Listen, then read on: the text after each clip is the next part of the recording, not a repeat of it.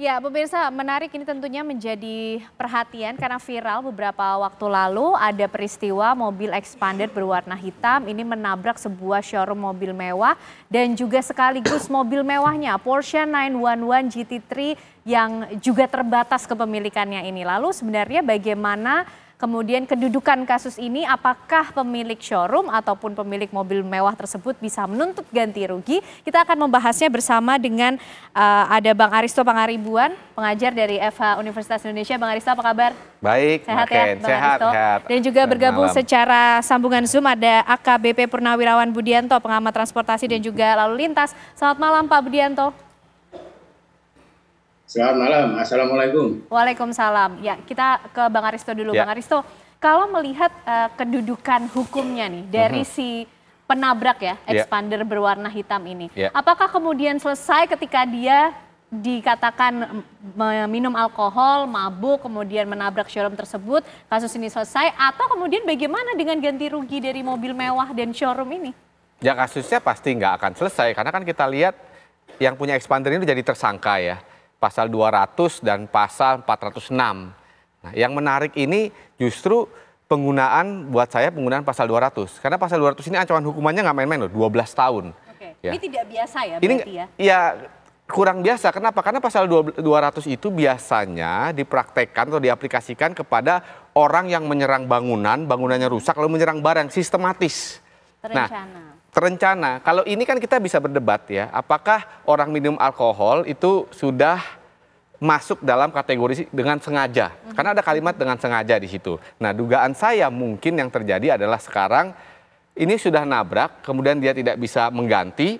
Jadi pasal itu dipasang ya, pasal 200 itu dipasang karena bisa menahan di atas 5 tahun. Karena kalau yang pasal 406 ya, itu dia tidak bisa menahan karena ancaman hukumannya hanya 2 tahun. Kalau menahan tuh harus 5 tahun ke atas. Nah, ini yang menarik. Nah, yang kedua, apakah kalau misalnya ada kesepakatan atau ganti rugi itu bisa selesai? Ada posibilitasnya, ada yang namanya restoratif justice. Kalau bisa ganti rugi, karena kan nggak ada korban kan. Ini kan korbannya maksudnya nggak ada korban jiwa atau korban manusia. Yang ada kan ini korban barang. Artinya korban barang ini bisa dihitung materialnya. Nah, kalau itu misalnya kerusakan itu, kerugian itu bisa diganti, ada posibilitas restoratif justice dengan catatan kedua-duanya itu sepakat, kemudian juga polisinya juga mau memfasilitasi, itu bisa. Gitu. Tapi kan rasanya ini kan sekarang sudah sampai ke penahanan, ke penyidikan lanjut. Nah, kalau ini terjadi lanjut, bagaimana ganti ruginya? Nah, ganti ruginya itu nanti kalau ini lanjut sampai ke persidangan ya hitung-hitungan itu nanti saling hitung-hitungan berapa meyakinkan hakim berapa yang mau diganti kerugiannya. Artinya juga tidak selesai hanya dengan tersangka atau driver dari expander hitam ini dikenakan pasal 200 yang tidak biasa tadi, hukumannya cukup berat, tapi masih ada poin ganti rugi yang bisa iya, ada poin ganti rugi. Jadi mungkin nanti dalam dakwaannya ya atau polisi kemudian dakwaannya itu kan ada kerugiannya berapa? Pasti ada perhitungan kerugiannya berapa. Nah, perhitungan kerugiannya ini kan yang dimajukan kepada hakim. Nah, disinilah mereka berdebat kalau misalnya yang pengemudi expandernya bilang oh nggak segitu, gitu loh. Atau misalnya saya nggak punya uang. Nah, kalau dia nggak punya uang, ya pertama akan dicari hartanya. Kalau bisa disita hartanya atau ujung-ujungnya dia mengganti dengan hukuman badan lagi. Iya, jadi ada kalau misalnya dia nggak bisa membayar kan diganti dengan hukuman badannya. Tapi Bang Aristo, pasal 200 ini kemudian dikenakan kepada pemilik mobil expander yang pada saat itu kemudian kalau informasinya sudah mengakui ya dia minum alkohol, kemudian mabuk. Karena kemudian dia menabrak mobil mewah Porsche 911 GT3 yang harganya sampai 9 miliar rupiah, atau juga bisa diterapkan pada kasus-kasus lain. Andai kata misalnya dia kemudian menabrak hal-hal yang nominalnya di bawah tersebut begitu. Enggak, saya rasa. Jadi ada beberapa kalau dilihat misalnya orang mabok, kan kita sering orang mabok nabrak taman itu ya, pot-pot taman. Pernah ada perkara tuh di pot taman di Majestic. Itu enggak, biasanya pasal 406 aja. Atau pasal 311 Undang-Undang Lalu Lintas yang hukumannya itu ya hanya beberapa bulan atau 2 tahun paling maksimal. Atau pasal ALPA. Tapi memang begini, kenapa saya bilang menarik penggunaan pasal 200 ini? Yang pertama, apakah orang yang minum vodka itu ya, kalau nggak salah ya, yang dia dalam keadaan mabuk itu bisa disamakan dengan orang dia dengan sengaja, bahwa dia tahu dia mabuk tapi dia masih mengendarai. Berarti ini ada unsur dengan sengaja, itu perdebatan yang pertama. Yang kedua, saya pikir karena nilainya besar ini, ya karena ini nilainya besar, maka ada kecenderungan dari penyidik ini pakai pasal 200. Pasal yang luar biasa ini, karena 12 tahun loh hukumannya. Oke, baik. Nah, kita ke Pak Budianto dulu yang dulu juga Gakum, pasti pernah juga menangani hal seperti ini. Pak Budianto, kalau dari dulu pengalaman selama bertugas, pernahkah Pak juga menjumpai peristiwa demikian? Dan apakah juga pasal yang dikenakan penanganannya ini sudah tepatkah? Ya, kadang-kadang masih ada debatable ya. Saat ini terjadi kejadian tabrakan antara mobil dengan mobil itu disebut kecelakaan lalu lintas. Tapi di dalam Undang-Undang Lalu Lintas dan Angkutan Jalan, bahwa namanya kecelakaan itu kan peristiwa di jalan yang tidak diduga dan tidak disangka, yang mengakibatkan kerugian jiwa maupun harta benda. Gitu. Kejadian antara mobil expander dengan pos itu kan kejadian di showroom gitu. Jadi tidak bisa tidak bisa diidentikan dengan masalah kecelakaan lalu lintas ini.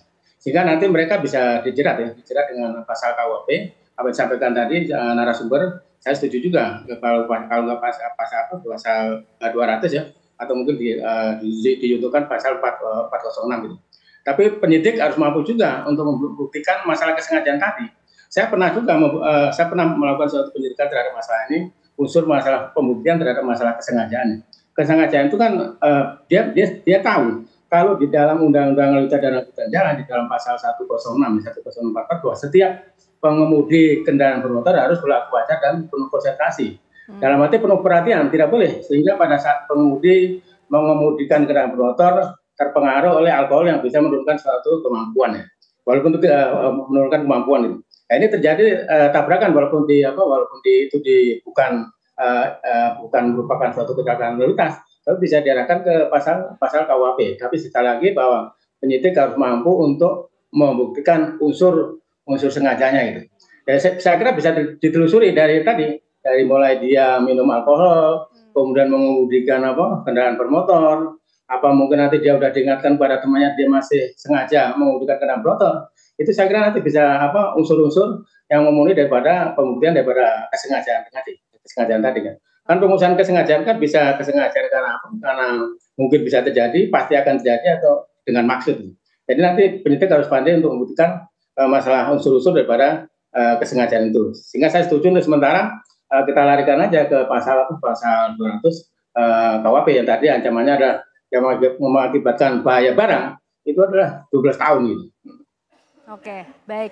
Kira-kira nanti bagaimana kemudian ke depan tanggung jawab dari pemilik mobil expander hitam ini, ya Bang Aristo dan juga Pak Budianto, dan kita juga pengen tahu kalau misalnya nanti ternyata case-case-nya tidak sebesar 9 miliar, lalu seperti apa juga penanganannya. Tapi usai jeda pemirsa, kami kembali untuk Anda. Ya baik, menarik melihat bagaimana kemudian hitung-hitungan ganti rugi tidak selesai tadi katanya hanya dengan kemudian dikenakan, kita masih tunggu nanti pasal 200 atau pasal 406. Tapi kira-kira pemilik showroom mobil mewah ini juga akan menuntut ganti rugi seperti apa? Bang Aristo, memang ada aturan yang mengaturkah mengenai hitung-hitungan ganti rugi pada kasus-kasus semacam ini? Jadi secara spesifik ya bagaimana cara mengganti rugi di kasus otomotif ya nggak ada. Tapi hukum ya KUHP ya menyediakan, KUHP itu Kitab Undang-Undang Hukum Acara Pidana, itu menyediakan jalur yang namanya korban untuk mengganti kerugian. Ya secara perdata, gabungan ganti kerugian dengan perkara pidana. Nah nanti bagaimana cara menghitung-hitungnya lah, ini nantilah proses hukum. Apa maksudnya proses hukum? Jadi nanti kira-kira kalau saya korban, saya bilang ke polisi, Pak polisi tolong panggilnya ada ahli otomotif yang tahu bagaimana merestorasi mobil ini supaya dia kembali nilainya tidak turun. Karena ini kan mobil bukan mobil sembarang mobil ya. Ini bukan mobil sembarang mobil, harganya 9M. Jadi nggak bisa kita ke Atrium Senen atau apalagi kita mobil ke baru Ketok nih, Bang, atau kita ke Ketok Magic. Iya, artinya mungkin partsnya harus didatengin dari Jerman. Nah itu harus dijustifikasi. Nah justifikasinya lewat siapa? Biasanya lewat ahli. Nah kalau misalnya lewat ahli itu nanti ahli menjustifikasi, kalau sampai persidangan menjustifikasi, hakim yang menentukan masuk akal nggak nih argumentasinya. Itu kira-kira Mbak Ken. Nah kemudian besarannya nanti Bang yang menentukan apakah juga diatur persentasenya mungkin atau besarannya dari pihak korban? Pihak korban biasanya propose hitung-hitungan tadi yang saya bilang. Oh, Misalnya saya korban nih, ya saya yang punya showroom, saya akan propose ke polisi, saya bilang, Pak Polisi periksa ahli ini karena dia ahli restorasi supercar, karena saya mau sebagai pemilik showroom, mobil ini jangan hilang dong value-nya. Kalau main di dempul-dempul aja ini mobil bukan sembarang mobil. Artinya saya mau itu misalnya kap mesinnya saya datangkan dari Jerman tadi. Yang rusak apa? Fender kanan, fender kiri saya datangkan dari Jerman. Itu penting juga. Nah, kita propose ahli, nanti kita lihat polisi BAP ahli. Kemudian kalau misalnya terjadi masih nggak ada titik temu ya kan sampai persidangan. Akhirnya perhitungan itu dibawa jaksa di depan hakim, nanti hakim yang memutuskan. Nanti pihak pelakunya kalau nggak terima, oh itu lebay misalnya ganti ruginya, dia juga bisa counter argue itu. Oke. Gitu. Artinya begini Bang, kasus ini masih cukup panjang ya nampaknya. Tidak hanya selesai tanggung jawab dari pemilik expander hitam dengan dikenakan pasal 200 atau 406 saja, tapi harus juga bersiap atas tuntutan ganti rugi dari si korban. Oh iya pasti. Karena ini kan kerusakannya terhadap harta benda ya. Artinya selain itu pidana dalam arti pidana badan, dia terancam penjara, juga pasti korban ingin restoring damage-nya kan, kerugian yang dia alami. Dia pasti akan kejar itu. Ya, dia pasti akan kejar itu. Makanya saya mungkin saja dia dalam rangka dia mengejar itu, mungkin dia bilang ke polisi, pasalnya jangan 406 dong. 200, karena 406 cuma 2 tahun nggak bisa ditahan. Kenapa? Karena pasal 200 itu sudah maksimal, gini, Bang Aristo. Ada pasal 200 KUHP, tadi yang kan saya bilang, pasal 200 itu adalah upaya sistematis ya untuk merusak bangunan yang kemudian menghancurkan barang. Bisa juga menghancurkan nyawa, makanya ini kejahatan yang lumayan ancamannya hukuman 12 tahun. Kalau pasal 406 itu dengan sengaja juga menghancurkan barang. Artinya hanya barangnya yang dituju, jadi tidak ada upaya sistematisnya untuk menghancurkan barang itu. Makanya hukumannya beda, yang satu 12 tahun, yang satu 2 tahun nih. Gravity-nya beda nih. Nah, sekarang kan yang diaplikasikan kan 2 pasal itu. Itu atau alternatif. Ya. Jadi bukan dua-duanya dikenain, nanti milih 200 apa 406. Nah, yang 200 ini kan daya dorongnya lebih kencang karena 12 tahun. Nah, analisis saya mungkin dia didorong di 12 tahun supaya lu ganti rugi dong, atau dia nggak bisa ganti rugi ya udahlah ganti rugi pakai pidana penjara, gitulah kira-kira. Oke, baik Pak Budianto, kalau dari analisis Pak Budianto melihat kasus ini seperti apa? Unsur-unsur pembuktiannya sudah mengarah lebih ke pasal 200 yang lebih cocok dikenakan atau 406. Lalu bagaimana pula dengan hitung-hitungan soal ganti rugi ini Pak kalau di kepolisian menyikapinya? Ya, sebelum mungkin menjawab apa yang ditanyakan tadi, mungkin saya memberikan konfirmasi ya tentang di kepolisian itu kan ada penyelesaian namanya restoratif justice ya, penyelesaian tindak pidana di luar pengadilan gitu. Tapi penyelesaian terhadap restoratif justice itu ada aturannya, minimal ancaman maksimal 7 tahun gitu. Tidak merupakan suatu perbuatan pengulangan atau bukan residivis dan sebagainya. Kalau kita akan mengenakan pasal 200 itu kan ancamannya ini 12 tahun, memang mengakibatkan bahaya daripada barang itu 12 tahun. Jadi dengan mekanisme restoratif justice itu tidak bisa. Kemudian konteksnya dengan masalah ganti rugi yang sudah kalau ada suatu tindak pidana, kemudian ada suatu kerugian perdata dan sebagainya, itu di pengadilan itu nanti bisa juga digabungkan putusan antara pidananya dengan perdatanya gitu. Mungkin ada pengajuan dari jaksa untuk sekaligus pidana dan perdatanya bisa langsung diputus. Masalah besaran saya kira bahwa taksiran kerugian saya kira sudah dicantumkan juga dalam dakwaan dan sebagainya. Kemudian kalau diputuskan di pengadilan, kemudian mungkin pihak korban tidak menerima dan sebagainya, bisa aja nanti diselesaikan melalui suatu pengadilan perdata dengan kerugian sekian dan sebagainya. Saya menuntut perdata dengan jumlah sekian. Itu dilihat dari mungkin kerugian material maupun kerugian imaterial dan sebagainya. Saya kira ada dua mekanisme tadi, bisa langsung digabung antara pidananya dengan kerugian perdata diputuskan jadi satu, atau nanti kalau pihak korban mungkin tidak terima, bisa juga nanti melalui suatu pengadilan perdata tersendiri gitu. Kemudian masalah besarnya saya kira bahwa di berita acara polisi, kemudian di jaksa dalam penuntutan umum, saya kira sudah dicantumkan berapa taksiran daripada kerugian dari korban tersebut itu. Oke, nah Bang Aristo kalau sudah begini lalu apa kira-kira proses yang bisa ditempuh oleh pemilik showroom mobil mewah tadi dalam menuntut ganti rugi, menghitung ganti ruginya ini karena tidak main-main ya angkanya sampai 9M nih mobilnya. Jadi gini, misalnya kita nggak usah ngomong hukum tadi kan kita udah ngomongin ya. Satu, kita harus tahu dulu sebenarnya mobil ini milik siapa dulu. Karena kadang-kadang mau beli showroom itu belum tentu milik showroomnya. Bisa juga izinnya, license-nya ada license pameran. Seperti pameran-pameran ini punya siapa dulu mobilnya. Nah, dari situ kita akan lihat ada insurance-nya apa enggak sih ini mobil. Kalau insurance ini kan biasanya kalau mobil impor tuh dari shipping aja dari port yang berangkat sampai port yang tiba. Tidak sampai kerusakan. Tidak sampai kerusakan ya. Bisa juga sampai kerusakan tergantung. Pertama tergantung kepemilikannya di siapa dan insurance yang menempel itu apa. Kemudian juga apakah expander ini punya insurance juga nih kalau kita ngomongin ganti rugi. Kenapa? Karena kalau insurance itu biasanya itu kan juga mengcover nih, tapi kalau yang paket insurance yang lengkap ya, mengcover tanggung jawab pihak ketiga. Tapi tanggung jawab ketiga saya rasa sih kan ada limitasinya, nggak mungkin lah sampai miliaran ya. Itu yang bisa dilakukan oleh pemilik showroom. Kalau misalnya ada asuransi. Tapi kalau nggak ada, kalau misalnya ternyata itu mobilnya ternyata masih belum punya dia izinnya pameran, wah tekanan terhadap showroomnya luar biasa. Artinya ini kan barang punya orang, masih barang punya orang. Apa yang dia bisa lakukan? Yang dia bisa lakukan ya sekarang ini lewat penegakan hukum, ya lewat penegakan hukum. Nanti kan sudah terkena pasal yang cukup serius ya, pasal 200 dan 406, apalagi pasal 200-nya karena mungkin amount-nya besar.